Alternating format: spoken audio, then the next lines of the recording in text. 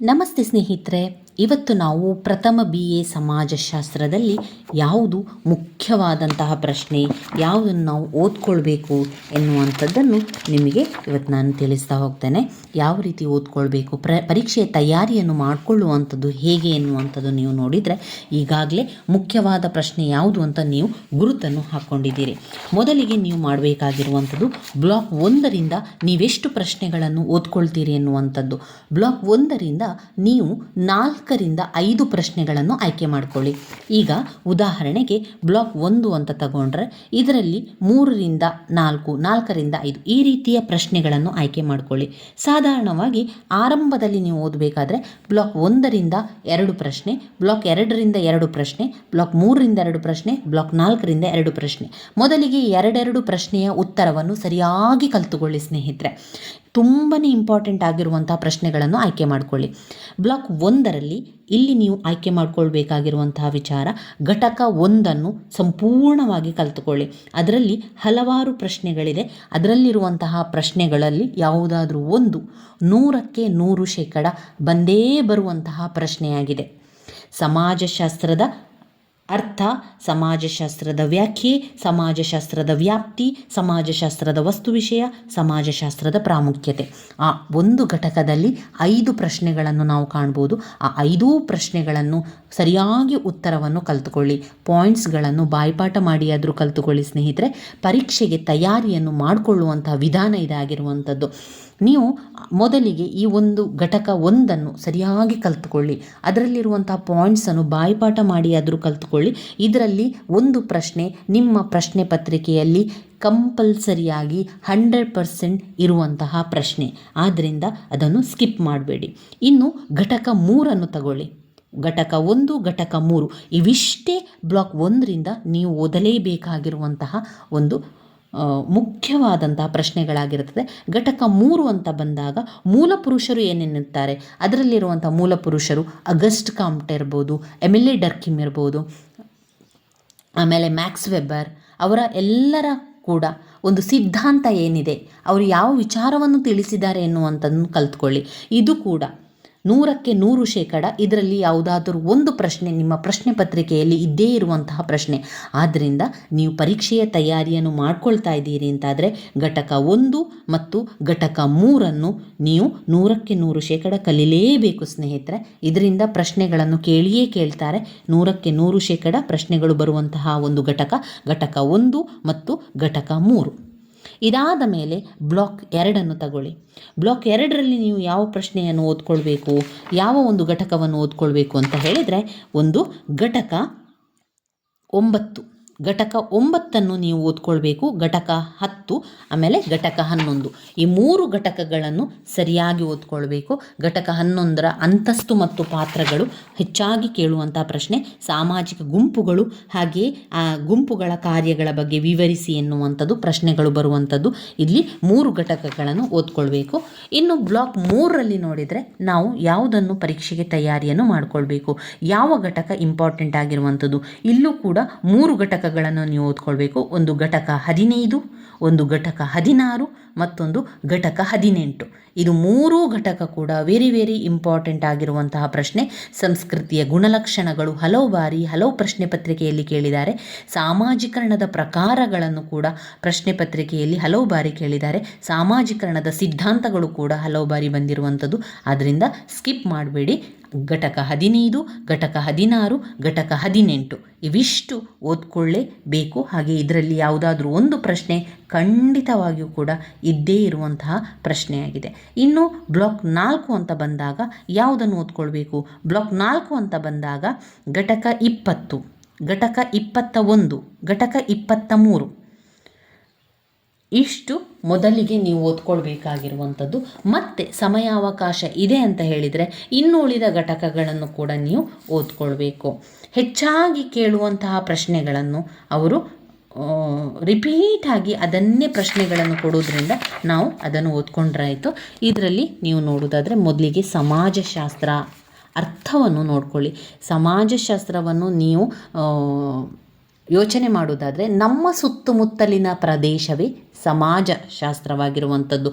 ನಮ್ಮ ಸುತ್ತಮುತ್ತಲಿನ ನಮ್ಮ ಸುತ್ತಮುತ್ತಲಿನ ಪ್ರದೇಶವನ್ನು ಅಧ್ಯಯನವನ್ನು ಮಾಡುವಂತಹ ಶಾಸ್ತ್ರವೇ ಸಮಾಜಶಾಸ್ತ್ರ ಅಂತ ಹೇಳುವಂಥದ್ದು. ಸಮಾಜಶಾಸ್ತ್ರದ ಪಿತಾಮಹ ಅಗಸ್ಟ್ ಕಾಮ್ಟರ್ ಅವರಾಗಿದ್ದಾರೆ. ಇನ್ನು ಸಮಾಜಶಾಸ್ತ್ರದ ವ್ಯಾಖ್ಯೆಗಳನ್ನು ನೋಡಿದರೆ ಬೇರೆ ಬೇರೆ ಸಮಾಜಶಾಸ್ತ್ರಜ್ಞರು ಬೇರೆ ಬೇರೆ ವ್ಯಾಖ್ಯೆಗಳನ್ನು ಕೊಟ್ಟಿದ್ದಾರೆ.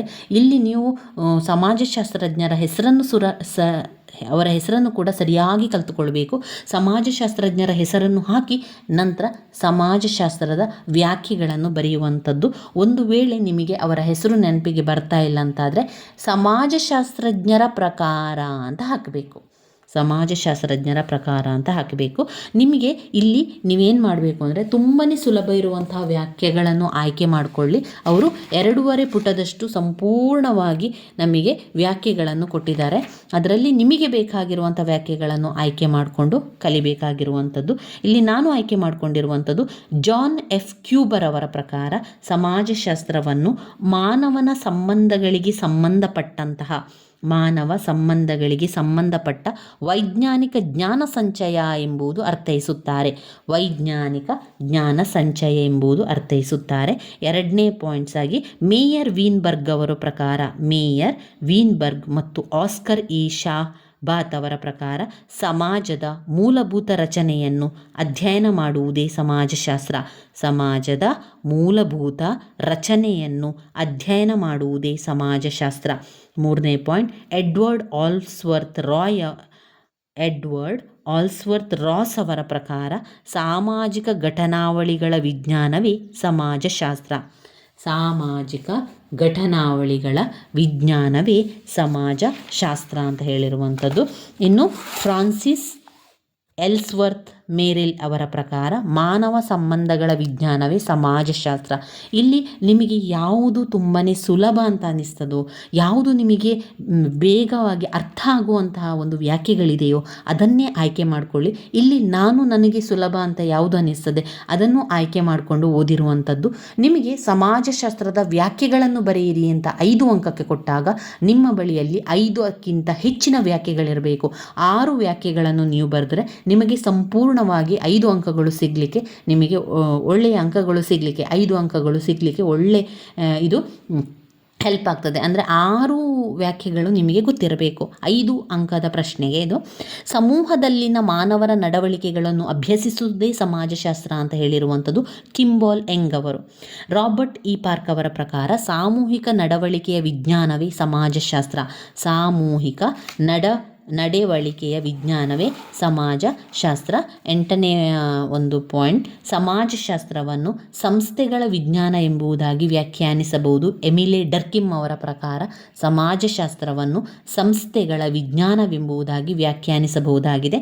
ಇನ್ನು ರಾಬರ್ಟ್ ಮಾರಿಸನ್ ಮ್ಯಾಕ್ಸ್ ಐವರ್ ಅವರ ಪ್ರಕಾರ ಸಾಮಾಜಿಕ ಸಂಬಂಧಗಳ ಬಲೆಯನ್ನು ಕುರಿತದ್ದೇ ಸಮಾಜಶಾಸ್ತ್ರ. ಸಾಮಾಜಿಕ ಸಂಬಂಧಗಳ ಬಲೆಯನ್ನು ಕುರಿತದ್ದೇ ಸಮಾಜಶಾಸ್ತ್ರ ಎನ್ನುವಂಥದ್ದು. ಇಲ್ಲಿ ನಾವೀಗ 7 ವ್ಯಾಖ್ಯೆಗಳನ್ನು ತಿಳ್ಕೊಂಡೆವು. ನೀವು ಒಂದು 6 ವ್ಯಾಖ್ಯೆಗಳನ್ನಾದರೂ ಕೂಡ ಕಲ್ತ್ಕೊಳ್ಳಿ, ಸರಿಯಾಗಿ ಬಾಯ್ಪಾಠ ಮಾಡಿ ಆದರೂ ಕಲ್ತ್ಕೊಳ್ಳಿ. ವೆರಿ ವೆರಿ ಇಂಪಾರ್ಟೆಂಟ್ ಆಗಿರುವಂಥದ್ದು ಸಮಾಜಶಾಸ್ತ್ರದ ವ್ಯಾಖ್ಯೆಗಳನ್ನು ತಿಳಿಸಿ ಅಂತ ಕೇಳ್ತಾರೆ. ಇನ್ನು ಇದೇ ಘಟಕದಲ್ಲಿ ನಾವು ನೋಡಿದರೆ ಸಮಾಜಶಾಸ್ತ್ರದ ವ್ಯಾಪ್ತಿ ಅಂತ ಕೇಳ್ತಾರೆ. ಸಮಾಜಶಾಸ್ತ್ರದ ವ್ಯಾಪ್ತಿ ಯಾವುದು? ಸಮಾಜಶಾಸ್ತ್ರದಲ್ಲಿ 2 ವ್ಯಾಪ್ತಿ ಇರುವಂಥದ್ದು. ಒಂದು ಔಪಚಾರಿಕ ಪಂಥ, ಮತ್ತೊಂದು ಸಮನ್ವಯ ಪಂಥ. ಸಾಮಾಜಿಕ ಒಡನಾಟಗಳ ಮತ್ತು ಸಾಮಾಜಿಕ ಸಂಬಂಧಗಳ ಅಧ್ಯಯನವು ಸಮಾಜಶಾಸ್ತ್ರದ ವ್ಯಾಪ್ತಿಯಾಗಿರುವಂಥದ್ದು. ಅದರಲ್ಲಿ ಒಂದು ಔಪಚಾರಿಕ ಪಂಥ, ಮತ್ತೊಂದು ಸಮನ್ವಯ ಪಂಥ ಎನ್ನುವಂಥದ್ದು. ಜನಸಾಮಾನ್ಯರ ಒಡನಾಟದ ವಿಶ್ಲೇಷಣೆಯಿಂದ ಮೊದಲುಗೊಂಡು ಜಾಗತಿಕ ಸಾಮಾಜಿಕ ಪ್ರಕ್ರಿಯೆಗಳ ಅನ್ವೇಷಣೆಯವರೆಗೂ ಸಮಾಜಶಾಸ್ತ್ರೀಯ ಅಧ್ಯಯನದ ವ್ಯಾಪ್ತಿ ಹೆಚ್ಚು ವ್ಯಾಪಕವಾಗಿರುವಂಥದ್ದು ಎಂದು ಆಂಥೋನಿ ಗಿಡನ್ಸ್ ಅವರು ಬರೆದಿದ್ದಾರೆ. ಇದರಲ್ಲಿ ಔಪಚಾರಿಕ ಪಂಥ ಅಂತ ಬಂದಾಗ ಯಾವುದೆಲ್ಲ ವಿಚಾರಗಳು ಬರ್ತದೆ?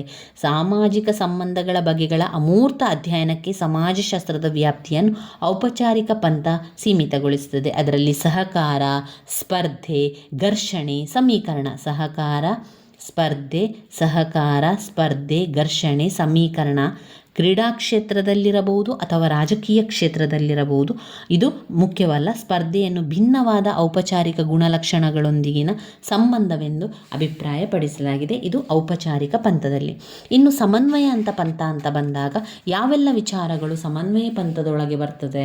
ಅರ್ಥಶಾಸ್ತ್ರ, ರಾಜ್ಯಶಾಸ್ತ್ರ, ಮನಃಶಾಸ್ತ್ರ, ವಿಶೇಷೀಕೃತ ವಿಜ್ಞಾನಗಳು ಈ ಸಮನ್ವಯ ಪಂಥದೊಳಗೆ ನೀವು ಬರಿಬೇಕಾಗಿರುವಂಥದ್ದು. ಇನ್ನು ನೀವು ನೆನಪಿನಲ್ಲಿಟ್ಕೊಳ್ಬೇಕು, ಪಾಯಿಂಟ್ಸನ್ನು ಸರಿಯಾಗಿ ಕಲ್ತ್ಕೊಳ್ಳಿ.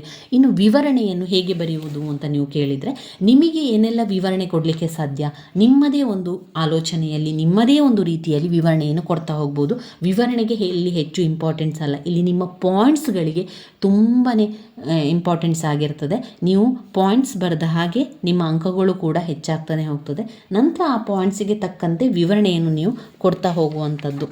ಇನ್ನು ಇದರಲ್ಲಿ ನಾವು ಓದಲೇಬೇಕಾಗಿರುವಂಥದ್ದು ಸಮಾಜಶಾಸ್ತ್ರದ ವಸ್ತು ವಿಷಯ. ವೆರಿ ಇಂಪಾರ್ಟೆಂಟ್ ಆಗಿರುವಂಥದ್ದು. ಘಟಕ 1ರಲ್ಲಿ ಬರುವಂತಹ ಈ ಎಲ್ಲ ಪ್ರಶ್ನೆಗಳು ಕೂಡ ಇದರಲ್ಲಿ ಯಾವುದಾದ್ರೂ ಒಂದು ಪ್ರಶ್ನೆ ನಿಮ್ಮ ಪ್ರಶ್ನೆ ಪತ್ರಿಕೆಯಲ್ಲಿ ಇದ್ದೇ ಇರುವಂತಹ ಪ್ರಶ್ನೆ.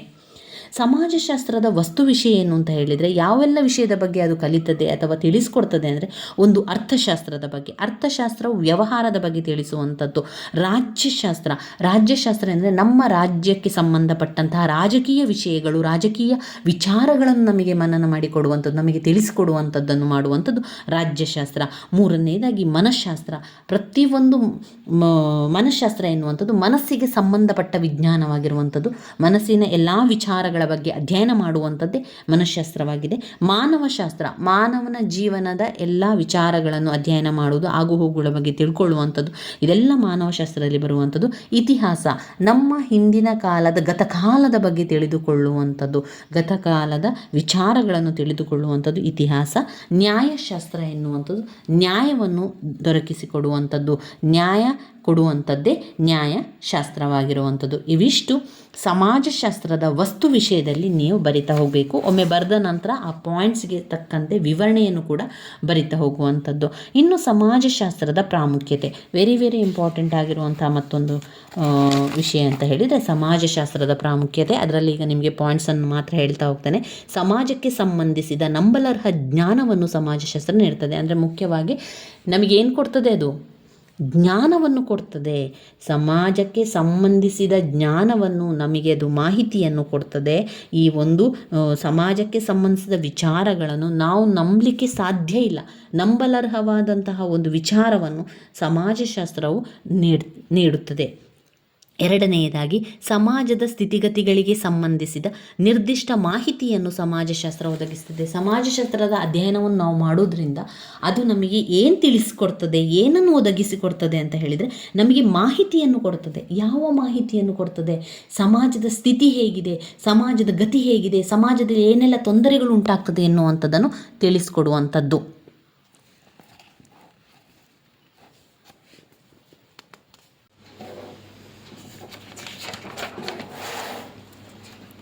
ಮೂರನೇ ಪಾಯಿಂಟ್, ಸಮಾಜಶಾಸ್ತ್ರ ಒಂದು ಮಾರ್ಗದರ್ಶಕ ದೃಷ್ಟಿಕೋನವಾಗಿದೆ. ಸಮಾಜಶಾಸ್ತ್ರದ ಅಧ್ಯಯನ ಮಾಡೋದ್ರಿಂದ ನಮಗೆ ತುಂಬಾ ಪ್ರಾಮುಖ್ಯತೆಯನ್ನು ಪಡೆದಿರುವುದು ಕಾರಣ ಅದು ನಮಗೆ ಮಾರ್ಗದರ್ಶಕವಾಗಿ ತಿಳಿಸ್ಕೊಡ್ತದೆ, ಮಾರ್ಗದರ್ಶನವನ್ನು ಮಾಡ್ತದೆ. ಒಂದು ಮಾರ್ಗದರ್ಶಕ ದೃಷ್ಟಿಕೋನವಾಗಿ ಸಮಾಜಶಾಸ್ತ್ರವು ಇರುವಂಥದ್ದು. ವ್ಯಕ್ತಿಯ ನಿಜವಾದ ಸ್ವರೂಪವನ್ನು ಅರ್ಥ ಮಾಡಿಕೊಳ್ಳುವಲ್ಲಿ ಸಮಾಜಶಾಸ್ತ್ರೀಯ ಜ್ಞಾನ ನಮಗೆ ತುಂಬಾ ಉಪಯುಕ್ತವಾಗಿರುವಂಥದ್ದು.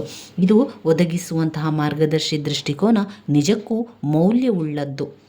ವ್ಯಕ್ತಿ ಮತ್ತು ಸಮಾಜ, ಹಾಗೆಯೇ ವ್ಯಕ್ತಿಯ ವ್ಯಕ್ತಿತ್ವದ ಆಂತರಿಕ ಮೌಲ್ಯ ಇರಬಹುದು, ಹಾಗೆಯೇ ಘಟನೆಗಳ ನಡವಣ, ಬೇರ್ಪಡಿಸಲಾಗದ ಸಂಬಂಧದ ಬಗೆಗೆ ಇದು ಗಮನವನ್ನು ಸೆಳೆಯುತ್ತದೆ. ವ್ಯಕ್ತಿಯು ಒಂದು ಸಾಮಾಜಿಕ ಜೀವನದ ಫಲವಾಗಿದ್ದಾನೆ ಎಂಬುದು ವಸ್ತುಸ್ಥಿತಿ. ಅಂದರೆ ಸಮಾಜವಿಲ್ಲದೆ ಅದು ಬದುಕಲಾರದು, ಅವನು ಬದುಕಲಾರ. ಸಾಮಾಜಿಕವಾಗಿ ಒಪ್ಪಲಾದ ಈ ಅಂಗೀಕೃತವಾದ ಕ್ರಮಗಳಲ್ಲಿ ತನ್ನ ಅವಶ್ಯಕತೆಗಳನ್ನು ಪೂರೈಸಿಕೊಳ್ಳಲು ಯತ್ನಿಸುತ್ತಾನೆ. ನಾಲ್ಕನೇ ಪಾಯಿಂಟ್ ಬಂದಾಗ ಭೌತಿಕ ಸಾಧನಗಳಾಗಿ ಸಮಾಜಶಾಸ್ತ್ರದ ಪರಿಕಲ್ಪನೆ. ಭೌತಿಕ ಸಾಧನಗಳಾಗಿ ಸಮಾಜಶಾಸ್ತ್ರದ ಪರಿಕಲ್ಪನೆ ಎನ್ನುವಂಥದ್ದು ಹದಿಹರೆಯದ ತಪ್ಪಿತಸ್ಥ ಗುಂಪುಗಳನ್ನು ಅಧ್ಯಯನ ಮಾಡುವಾಗ ಆ ಗುಂಪು ಎಲ್ಲ ಸಾಮಾಜಿಕ ವರ್ಗಗಳಿಂದ ಮತ್ತು ಸಮುದಾಯದ ಎಲ್ಲ ಭಾಗಗಳಿಂದ ತನ್ನ ಸದಸ್ಯರನ್ನು ತೆಗೆದುಕೊಂಡಿದೆಯೇ? ದಾರಿ ತಪ್ಪಿದ ನಡವಳಿಕೆ ಈ ಪ್ರಕಾರದಲ್ಲಿ ಒಳಗೊಂಡಿರುವ ಸಾಂಸ್ಕೃತಿಕ ಮೌಲ್ಯಗಳು ಅವು ಹದಿಹರೆಯದವರ ಪಾತ್ರ, ಗುಂಪಿನ ಒಳಗಡೆಯ ಸಾಮಾಜಿಕ ಸಂಬಂಧಗಳು ಮತ್ತು ಬೇರೆ ಸಾಮಾಜಿಕ ಸಮೂಹಗಳ ಮತ್ತು ಅವುಗಳ ಸಂಬಂಧಗಳನ್ನು ತಿಳಿದುಕೊಳ್ಳಲು ಸಮಾಜಶಾಸ್ತ್ರಜ್ಞರು ಪ್ರಯತ್ನಿಸುತ್ತಾರೆ. ಸಮಾಜ ಮತ್ತು ವ್ಯಕ್ತಿಯನ್ನು ಸ್ಪಷ್ಟವಾಗಿ ಅರ್ಥ ಮಾಡಿಕೊಳ್ಳುವ ಕಾರ್ಯವನ್ನು ಸುಗಮಪಡಿಸುವುದಕ್ಕೋಸ್ಕರ ಸಮಾಜಶಾಸ್ತ್ರ ತನ್ನದೇ ಆದ ಪರಿಕಲ್ಪನೆಯನ್ನು ಬೆಳೆಸಿಕೊಂಡಿದೆ ಮತ್ತು ಆ ಮೂಲಕವಾಗಿ ತನ್ನ ಶಬ್ದ ಭಂಡಾರವನ್ನು ಶ್ರೀಮಂತಪಡಿಸಲು ಇದು ಕೊಡುಗೆಯನ್ನು ಕೂಡ ಕೊಡುತ್ತದೆ. ಪರಿಕಲ್ಪನೆ ಅಂತ ಹೇಳಿದರೆ ಅದು ವಸ್ತು, ವ್ಯಕ್ತಿ, ಪ್ರಕ್ರಿಯೆ ಮತ್ತು ಸಂಬಂಧಗಳ ಒಂದು ನಿರ್ದಿಷ್ಟ ವರ್ಗಕ್ಕೆ ಸೇರಿರುವ ಎಲ್ಲ ಸದಸ್ಯರಿಗೆ ಅನ್ವಯವಾಗುವ ಪದ ಎಂಬುದಾಗಿ ವಿವರಿಸಲಾಗಿದೆ. ಇನ್ನು 5ನೇ ಪಾಯಿಂಟ್ಸ್ನಲ್ಲಿ ಸ್ವಜ್ಞಾನವನ್ನು ಕೊಡ್ತದೆ. ಸಮಾಜಶಾಸ್ತ್ರದ ಅಧ್ಯಯನವನ್ನು ನಾವು ಮಾಡೋದರಿಂದ ನಮಗೆ ಅದು ಸ್ವಜ್ಞಾನವನ್ನು ಕೊಡ್ತಾ ಹೋಗ್ತದೆ. ಅಷ್ಟೇ ಅಲ್ಲದೆ ನಾವೆಲ್ಲರೂ ಒಂದೇ ಎನ್ನುವಂತಹ ಭಾವನೆಯನ್ನು ಅದು ಮೂಡಿಸ್ತದೆ. ಸಹಿಷ್ಣುತಾ ಮನೋಭಾವವನ್ನು ವೃದ್ಧಿಸುವರಲ್ಲಿ ಸಮಾಜಶಾಸ್ತ್ರ ಹೆಚ್ಚು ಉಪಯುಕ್ತವಾಗಿದೆ. 2 ವಿಧವಾದ ಬಹು ಮುಖ್ಯವಾದ ಜ್ಞಾನದ ಬೆಳವಣಿಗೆಗೆ ಸಮಾಜಶಾಸ್ತ್ರ ಕೂಡ ಕಾರಣವಾಗ್ತದೆ. ಮೊದಲನೇದಾಗಿ ಇದು ನಮ್ಮ ಬಗೆಗೆ, ನಮ್ಮ ಸಮಾಜದ ಬಗೆಗೆ ಹಾಗೂ ಸಂಸ್ಕೃತಿಯ ಬಗೆಗೆ ಇನ್ನೂ ಉತ್ತಮವಾದ ಜ್ಞಾನವನ್ನು ಗಳಿಸಲು ಸಹಾಯವನ್ನು ಮಾಡುತ್ತದೆ. ಬಾಹ್ಯ ಪ್ರಕೃತಿಯನ್ನು ತನ್ನ ಇಚ್ಛೆಗೆ ತಕ್ಕಂತೆ ಅಧೀನಪಡಿಸುವುದರಲ್ಲಿ ಮಾನವನು ಅಸಾಧಾರಣವಾದ ಶಕ್ತಿಯನ್ನು ಗಳಿಸಿದ್ದಾನೆ. ಆದರೂ ಅಷ್ಟೇ ಪ್ರಮಾಣದಲ್ಲಿ ಸಾಮಾಜಿಕ ಘಟನಾವಳಿಗಳ ಮೇಲೆ ತನ್ನ ಹತೋಟಿಯನ್ನು ಹೆಚ್ಚಿಸಿಕೊಳ್ಳಲು ಶಕ್ತನಾಗಿಲ್ಲ. ಯುಗಗಳಿಂದ ನಿನ್ನನ್ನು ನೀನು ಅರಿತುಕೋ ಎಂಬುದಾಗಿ ಮೇಲಿಂದ ಮೇಲೆ ಮಾನವನಿಗೆ ಬುದ್ಧಿವಾದವನ್ನು ಬಲ್ಲವರು ಹೇಳುತ್ತಾನೇ ಇದ್ದಾರೆ. ಆದರೆ ತನ್ನ ಬಗ್ಗೆ ತಿಳಿದುಕೊಳ್ಳುವುದಕ್ಕಿಂತ ಹೆಚ್ಚಾಗಿ ಬಾಹ್ಯ ವಸ್ತುಗಳ ಬಗ್ಗೆ ಹೆಚ್ಚಿನ ಜ್ಞಾನವನ್ನು ಗಳಿಸಿಕೊಂಡಿದ್ದಾನೆ. ತನ್ನ ಸ್ವರೂಪ, ತನ್ನ ಸಹವಾಸಿಗಳ ಬಗ್ಗೆ ಅರಿತುಕೊಂಡಿರುವುದಕ್ಕಿಂತ ಹೆಚ್ಚಾಗಿ ತಾನು ಉಸಿರಾಡುವ ಗಾಳಿ, ಕುಡಿಯುವ ನೀರು, ನಡೆದಾಡುವ ಭೂಮಿಯ ಬಗ್ಗೆ ಹೆಚ್ಚು ವಿಷಯಗಳನ್ನು ಕಲಿತು ಅರ್ಥ ಮಾಡಿಕೊಂಡಿದ್ದಾನೆ. 6ನೇ ಪಾಯಿಂಟ್ ನೋಡಿದರೆ ಸಮಾಜಶಾಸ್ತ್ರದ ಪ್ರಾಯೋಗಿಕ ಮೌಲ್ಯ. ನಾವು ಪಾಯಿಂಟ್ಸನ್ನಿಲ್ಲಿ ಸರಿಯಾಗಿ ಕಲಿತುಕೊಳ್ಬೇಕು. ಬಾಯಿಪಾಠ ಮಾಡಿ ಆದರೂ ಪಾಯಿಂಟ್ಸನ್ನು ಕಲಿತುಕೊಳ್ಳಿ. ವಿವರಣೆಯನ್ನು ಒಮ್ಮೆ ನೋಡ್ಕೊಳ್ತಾ ಹೋದರೆ ಸಾಕು. ಒಮ್ಮೆ ಮೇಲಿಂದ ಮೇಲೆಗೆ ಅದರೊಳಗೆ ಏನು ವಿಚಾರ ಇದೆ ಎನ್ನುವಂಥದ್ದು ನಿಮಗೆ ಅರ್ಥ ಆದರೆ ಸಾಕು ಸ್ನೇಹಿತರೆ. ವಿವರಣೆಯ ಬಗ್ಗೆ ಹೆಚ್ಚಿನ ಚಿಂತೆ ಬೇಡ. ಸಮಾಜಶಾಸ್ತ್ರದ ಪ್ರಾಯೋಗಿಕ ಮೌಲ್ಯ ಅಂತ ಬಂದಾಗ ಇನ್ನೂ ಹೆಚ್ಚಿನ ಅರಿವು, ಸಮಸ್ಯೆಗಳನ್ನು ಎದುರಿಸಲು ಇನ್ನೂ ಹೆಚ್ಚಿನ ಪರಿಣಾಮಕಾರಿಯಾದ ಕ್ರಮ ಎಂಬುದಾಗಿ ಮತ್ತೊಂದು ಅರ್ಥವಾಗ್ತದೆ. ಇಂದು ಪ್ರಾಕೃತಿಕ ವಿಜ್ಞಾನಗಳಲ್ಲಿ ಸಾಧ್ಯವಾಗಿರುವಂತಹ ವೈಜ್ಞಾನಿಕ ನಿಯಂತ್ರಣಕ ಶಕ್ತಿಯನ್ನು ಸಮಾಜಶಾಸ್ತ್ರ ಪಡೆಯಬೇಕೆಂದು ಮತ್ತು ಅದಕ್ಕಿಂತ ಮುಖ್ಯವಾಗಿ ಈ ನಿಯಂತ್ರಣಗಳನ್ನು ಸಮಸ್ತ ಮಾನವತೆಯ ಅನುಕೂಲಕ್ಕಾಗಿ ಉಪಯೋಗಿಸಬೇಕೆಂಬ ಉದ್ದೇಶ ಸಾಧನೆ ಕೊಡುಗೆ ನೀಡುವ ಮಹತ್ ಕಾರ್ಯದಲ್ಲಿ ಸಮಾಜಶಾಸ್ತ್ರದ ಮೌಲ್ಯ ಅಡಗಿದೆ. ಸಮಾಜಶಾಸ್ತ್ರವು ಅಪರಾಧ, ಬಾಲಾಪರಾಧ, ಕುಡಿತ, ಲೈಂಗಿಕ ಅಪರಾಧ ಇತ್ಯಾದಿ ಸಾಮಾಜಿಕ ರೋಗಗಳ ಬಗ್ಗೆ ವೈಜ್ಞಾನಿಕ ಜ್ಞಾನವನ್ನು ಒದಗಿಸಿದೆ ಮತ್ತು ಈ ಸಮಸ್ಯೆಗಳ ಮೂಲಭೂತ ಸ್ವರೂಪವನ್ನು ಸ್ಪಷ್ಟಪಡಿಸಲು ಇರುವ ಸಾಮರ್ಥ್ಯ, ಅವುಗಳ ಮಜಲುಗಳನ್ನು ಹೆಚ್ಚು ಸ್ಪಷ್ಟವಾಗಿ ಅಂದಾಜುಪಡಿಸುವ ಮತ್ತು ಯುಕ್ತವಾದ ಪರಿಹಾರಗಳನ್ನು ಸೂಚಿಸುವಲ್ಲಿ ಸಮಾಜಶಾಸ್ತ್ರದ ಪ್ರಾಯೋಗಿಕ ಕೊಡುಗೆಯೂ ಕೂಡ ಇದೆ. ಇದು ಸಮಾಜಶಾಸ್ತ್ರದ ಪ್ರಾಯೋಗಿಕ ಮೌಲ್ಯದ ಬಗ್ಗೆ ಆಯಿತು. ಇನ್ನಷ್ಟು ವಿವರಣೆ ಬೇಕು ಅಂತಂದರೆ ನೀವು ಓದ್ಕೊಳ್ಬೋದು. ನಾನು ಸ್ವಲ್ಪದಾಗಿ ನಿಮಗೆ ತಿಳಿಸಿರುವಂಥದ್ದು ಅಂದರೆ ಅದರಲ್ಲಿ ಎಷ್ಟು ವಿಚಾರ ಇದೆ ಎನ್ನುವಂಥದ್ದು ನಿಮಗೆ ಗೊತ್ತಾದರೆ ನಂತರ ನಿಮಗೆ ವಿವರಣೆಯನ್ನು ಬರೀಲಿಕ್ಕೆ ಸಾಧ್ಯ ಆಗ್ತದೆ. ವಿವರಣೆಯನ್ನು ತುಂಬ ಓದ್ಕೊಂಡು ಸಮಯವನ್ನು ಹಾಳು ಮಾಡ್ಕೊಳ್ಬೇಡಿ. ಪಾಯಿಂಟ್ಸನ್ನಷ್ಟೇ ಕಲೀರಿ. ಮೊದಲಿಗೆ ಪಾಯಿಂಟ್ಸನ್ನು ಬರ್ಕೊಂಡು ಪಾಯಿಂಟ್ಸನ್ನು ಮೊದಲಿಗೆ ಕಲಿತುಕೊಳ್ಳಿ ಸ್ನೇಹಿತರೆ. ಇದರಲ್ಲಿ ಇವಿಷ್ಟು ವಿಚಾರಗಳು ವೆರಿ ವೆರಿ ಇಂಪಾರ್ಟೆಂಟ್ ಆಗಿರುವಂಥದ್ದು. ನಾನು ಹೇಳಿರುವಂತಹ ಈ ಎಲ್ಲ ಪ್ರಶ್ನೆಗಳು ನೀವು ಓದಲೇಬೇಕಾಗಿರುವಂಥ ಪ್ರಶ್ನೆಗಳು.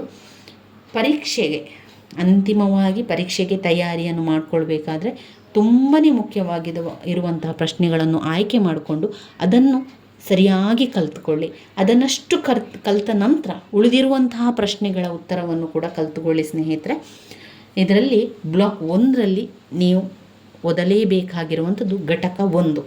ಇದನ್ನು ಸ್ಕಿಪ್ ಮಾಡಬೇಡಿ. ಇವತ್ತು ನಾನು ಘಟಕ 1ರಲ್ಲಿರುವಂತಹ ಎಲ್ಲ ಪ್ರಶ್ನೆಗಳ ಪಾಯಿಂಟ್ಸ್ಗಳನ್ನು ನಿಮಗೆ ತಿಳಿಸ್ಕೊಟ್ಟಿದ್ದೇನೆ. ಇದನ್ನು ಸ್ಕಿಪ್ ಮಾಡದೆ ಸಮಾಜಶಾಸ್ತ್ರದ ವ್ಯಾಖ್ಯೆ, ಸಮಾಜಶಾಸ್ತ್ರದ ವ್ಯಾಪ್ತಿ, ಸಮಾಜಶಾಸ್ತ್ರದ ವಸ್ತು ವಿಷಯ, ಸಮಾಜಶಾಸ್ತ್ರದ ಪ್ರಾಮುಖ್ಯತೆ ಇವಿಷ್ಟು ಅಂದರೆ ಈ 4 ಪ್ರಶ್ನೆಗಳು 5 ಅಂಕಕ್ಕೂ ಕೂಡ ಕೇಳಬಹುದು, 10 ಅಂಕಕ್ಕೂ ಕೂಡ ಕೇಳಬಹುದು, 15 ಅಂಕಕ್ಕೂ ಕೂಡ ಕೇಳುವಂತಹ ಪ್ರಶ್ನೆ ಆಗಿದೆ. ಅದರಿಂದ ಘಟಕ 1ಅನ್ನು ಸರಿಯಾಗಿ ಇವತ್ತು ಕಲಿತುಕೊಳ್ಳಿ. ಮುಂದಿನ ವಿಡಿಯೋದಲ್ಲಿ ನಾವು ಘಟಕ 3ರಲ್ಲಿ ಬರುವಂತಹ ಮೂಲ ಪುರುಷರು ಏನೆನ್ನುತ್ತಾರೆ ಅವರ ಎಲ್ಲರ ಸಿದ್ಧಾಂತಗಳನ್ನು ಸ್ವಲ್ಪ ಸ್ವಲ್ಪವಾಗಿ ಚಿಕ್ಕದಾಗಿ ಸರಳವಾಗಿ ತಿಳ್ಕೊಳ್ಳುವ ಸ್ನೇಹಿತರೆ. ನನ್ನ ವೀಡಿಯೋಸ್ ಎಲ್ಲ ನಿಮಗೆ ಇಷ್ಟ ಆಗ್ತಾ ಇದ್ದರೆ ಲೈಕ್ ಕೊಡಿ, ಶೇರ್ ಮಾಡಿ, ಸಬ್ಸ್ಕ್ರೈಬ್ ಮಾಡಲಿಕ್ಕೆ ಮರಿಬೇಡಿ. ಧನ್ಯವಾದಗಳು.